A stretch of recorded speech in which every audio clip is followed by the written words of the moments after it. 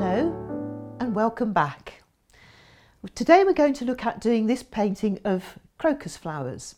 It's a nice little spring scene. I'm working from some photographs I took of some lovely giant crocuses which are in one of the local parks near me, and we're going to produce this picture. I'm going to go through it stage by stage, showing you how to do it. We're going to draw it first and then gradually colour the flowers in, building it at one petal at a time.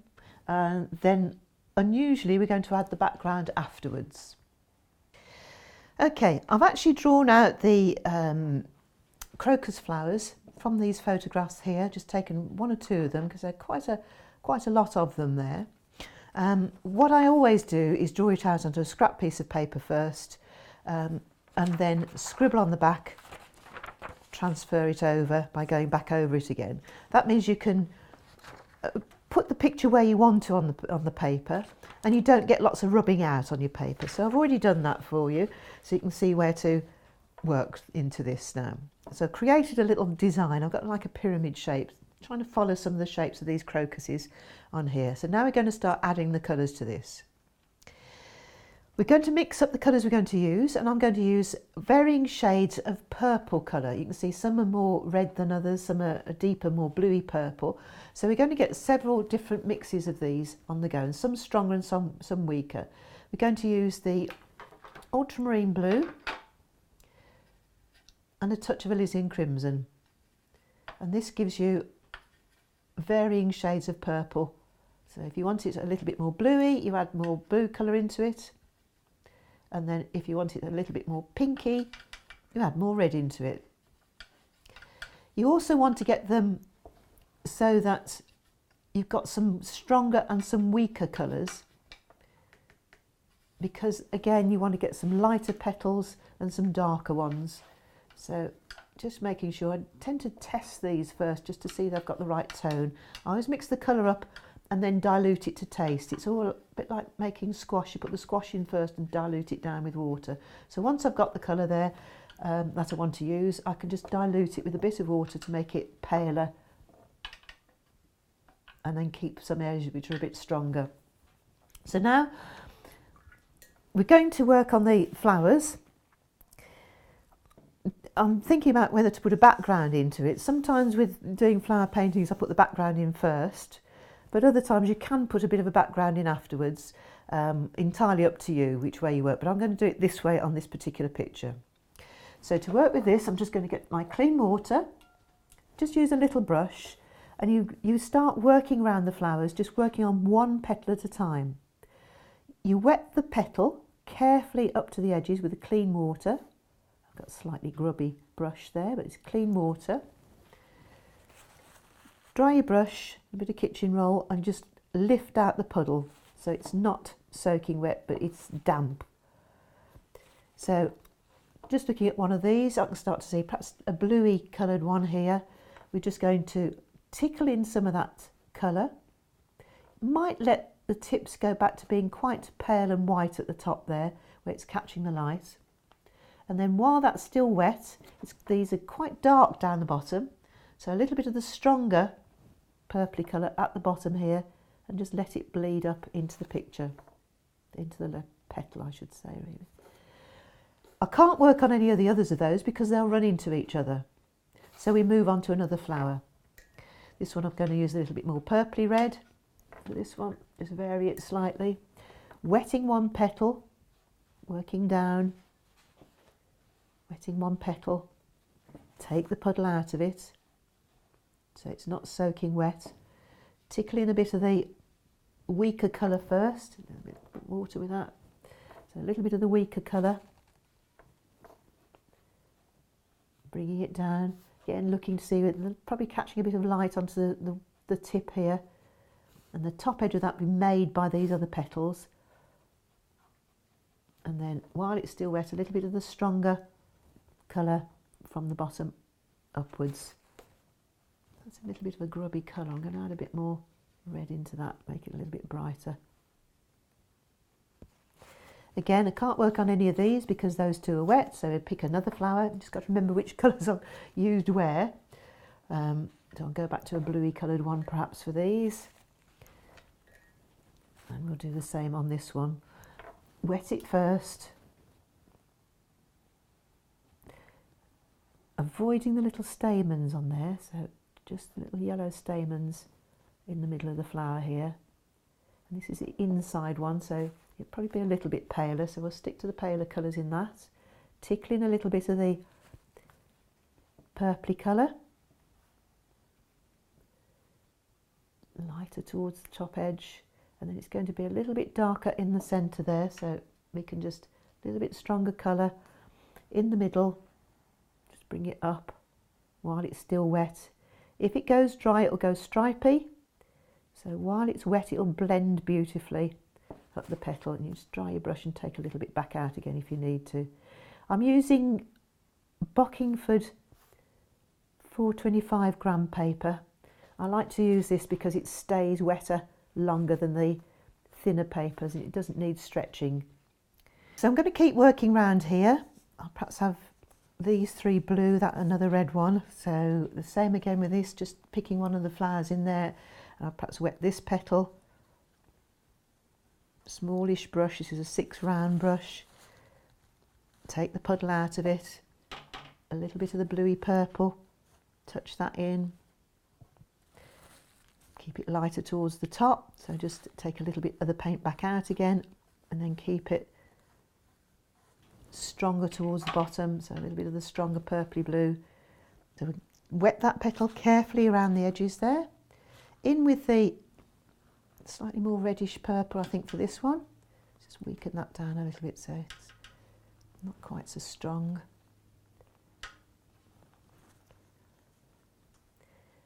And again, it's going to be lighter at the tip of it and darker into the base of it. Bringing it down. Just taking out any extra colour that's running at the top there. And then a little bit of the stronger colour into the base there. I want a bit more red into that one. It's all about timing with this, getting the paint to flow. If it's got to be wet enough so it blends in, so your paper's got to be damp enough for it to blend in, your paint's got to be watery enough so it still flows, but not so watery that it runs everywhere.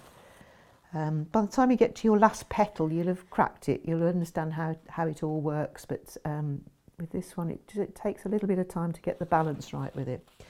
You're going to keep working throughout these. Okay, as you can see, I'm gradually working around this. Every other one you've got to wait until one petal's dry before you work on the next, but we're just gradually building up these step by step, just one at a time. Perhaps we'll work on this one now, put this little petal in behind here.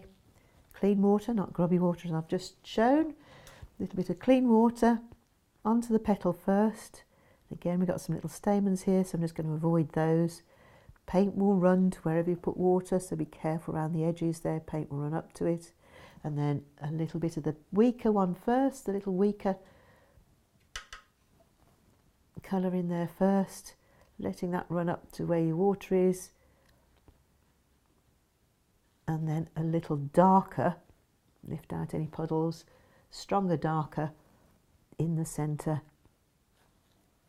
just to let that feather out into the petal. Okay, I'll keep working around this, catch up with you in a minute. As you can see, I'm still adding leaves onto here, or petals I should say. As they start to dry, you might find that one or two of them are not quite dark enough or don't quite match the others. So perhaps this one, or the centres of these, once it's dry, you could re-wet it and then just flick in just a little bit more colour, just to build it up a little bit more so it blends in with the other petals on there. Or even you could just wet it, rub it a little bit and take a little bit out if you wanted to make it lighter in some places. Try to get them darker in the centre, so they're darker towards the centre of the flower, and then leave some areas very light. Okay, so I've just about finished all the little flowers now.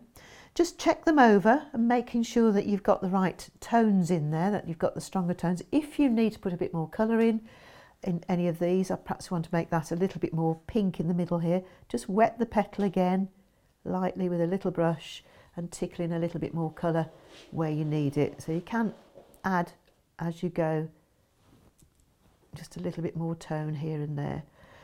So those are pretty well done. So I want to put a few leaves in around here, and for that I'm going to use the ultramarine blue and the cadmium yellow mixed together,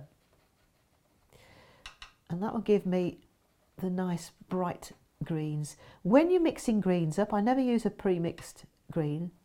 I always use different blues and yellows to mix greens, and that is because you can vary it very quickly just by adding a bit more yellow or a bit more blue, and you can get different tones with that.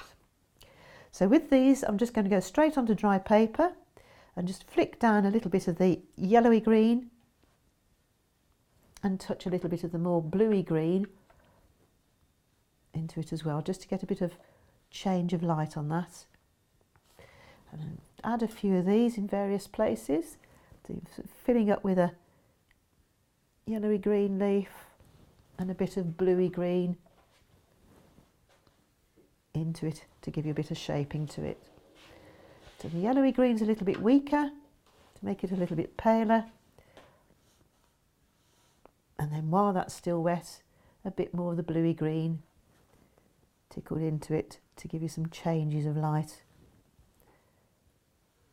onto it. Again, just take the puddle out. So I'm always painting with puddles of paint, even if they're only small puddles. Put one in over here. A little bit of the yellowy green and a bit more of the bluey green. So you can fill up this picture with those little leaves, stopping at a flower and just adding a little bit more shading into it as you go. So I'm going to continue adding a few more of these in, and again I'll catch up with you in a minute.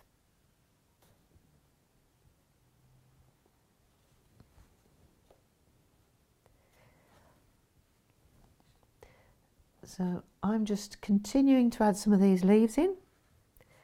Try to avoid painting over a wet one, as I've just done here, because they'll merge and blend into each other.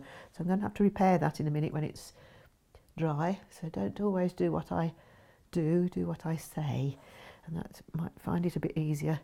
Just to adding some leaves, yellowy green first, a bit of bluey green into it, a bit of stronger bluey green. Just keep going with those. Just trying to work where I'm not going to put my hand on it at the moment. So weaving these in between the little flowers.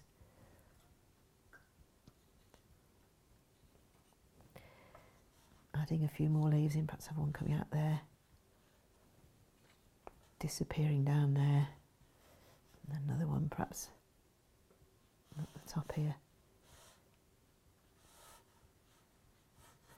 They've got lots of little short spiky leaves coming up.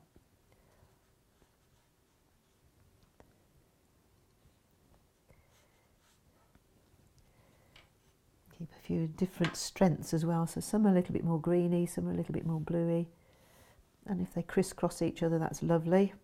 That will work quite nicely, but just avoid touching one in while the other one's still wet. Again, I've just done that, so they're running into each other. If you have done it, just wait until it's dry. If you like this one here, I can now just put another layer over it now it's dry, and that will just make it stand out from the other one. Perhaps put it a little bit beyond that one. So fill it with these little leaves, and while you're doing that, you can think about whether you want to put a background in or not. Some little shorter ones at the edge here, perhaps over this side as well. Oh, didn't like that one, that was too dry, not a puddle. Little spiky leaf, add a little bit more colour into it to make it change. Okay, so you can just leave that picture now, it as it is. The crocuses look lovely as they are, or you can add a background to it. I don't normally put the background in afterwards, but it will give it some depth if we work a bit of background around it. So I'm just going to show you how to do that now. Just make sure you've got the colours mixed up that you've already used in the picture. So I'm just going to do that, and then we'll start to wet the paper. Okay, so now we're going to put the background into this. I've mixed up some colours, some more of the same colours that we've had in there originally. So I've mixed up some of the ultramarine blue and alizarin crimson for some more of the flower colours in various shades. Some more of the greens, I might put a little bit more varying shades of green in, and some extra dark colour, some ultramarine blue and burnt umber, quite strong. But I didn't clean my brush from mixing the greens up, so it's got a sort of dark, very dark greeny colour. So now we're going to wet the background. We're just going to do the top and the sides to start with and then gradually work into it. So I'm just going to flick the water on around here. Don't rub it, otherwise you'll start to lift the paint you've put on there. So just flicking that water in. If those leaves blur a little bit, oh, a bit too much water there, it doesn't matter. It'll just make them look like they're going into the background. So clean water, mop brush, flick it way off the paper and then just gradually bring it a little closer. It should stay nice and wet with this Bockingford paper. Carefully around the flower heads. So wet it round the sides first. And then just bring it in and just flick it over the leaves, but up to the flowers. Don't carefully around the flowers, just flick it away. If the leaves tend to blur a little bit, it doesn't matter because it will just look like they're in the background. Carefully up to the flowers. So with those side bits now wet, we'll come and work into the middle in a different way in a moment. That's a little bit off the bottom there as well. And now I'm going to use those colours that I had originally. So we can put in some extra background leaves. They'll now go nice and blurry, bring them up to the flower and then flick them away with these varying shades there. This gives you the sense of depth into it. Perhaps a little bit more of the yellow into that as well to get the varying shades in there. Just a few little bits into the background there. It makes it nice and soft and diffused when it's wet like that. So that gives me my little background ones. I might want to put a hint of a little flower in there as well, as if there's another one. Oop, got a lump of paint. A little bit of a purpley colour. Perhaps another one with the pinky purpley over here somewhere. As if there's some more little crocuses in the background. We'll now start to work into the middle of the picture. So again, I'm just going to wet a little bit of this to start with. And I'm going to work the centre of this in a slightly different way. Just to start with, I'll just put a little bit more of the greeny colours into there. So just over the leaves, touch it up to the flowers, just to give it a bit more depth. But then as we get down into the body of the painting, we're going to work onto dry paper. Swap to your smaller brush, and we're going to use this darker green, this ultramarine blue and burnt umber mixed with a grubby brush, and we're just going to work onto dry paper in between the flowers. This is painting in negative spaces, and this is making it look stronger and darker.